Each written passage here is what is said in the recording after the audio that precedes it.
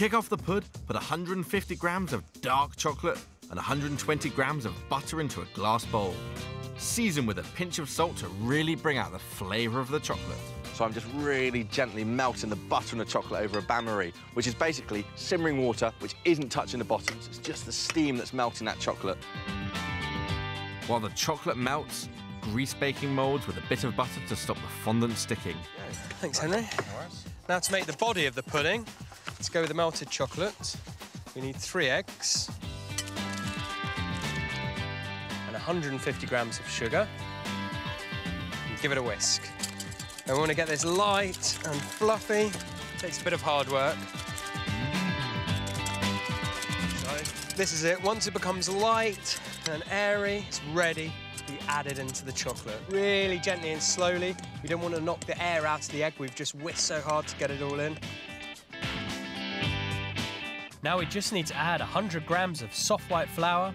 Again, fold it nice and gently.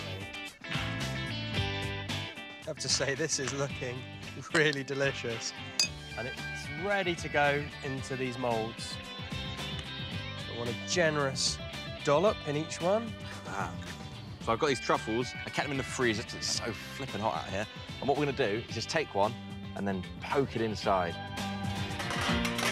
And these need to be baked at 200 degrees. And they just need 10 minutes to bake, which is just long enough to make a pecan white cream, isn't it, Henry? Absolutely. So this cream is totally delicious, and it really cuts through the richness of the fondant. So I've got this beautiful pecan white, which is a local cheese, and it's got a lovely tang. It's a little similar to a Lancashire. Well, all I'm going to do is just bring it out with some flavours. So just a hint of vanilla and a heavy tablespoon of icing sugar. It blows away in the wind. And then just using the back of a spatula, we just want to cream this together to get it lovely and smooth. Now, this cheese has got a lovely tang to it. It's not too mature, so think of it a bit like kind of cheesecake, you know, the way that works with sweet things. And then from my rather obedient cow here, I'm just going to almost milk, but out of its mouth, some single cream. Just go in there for a little bit. Lovely.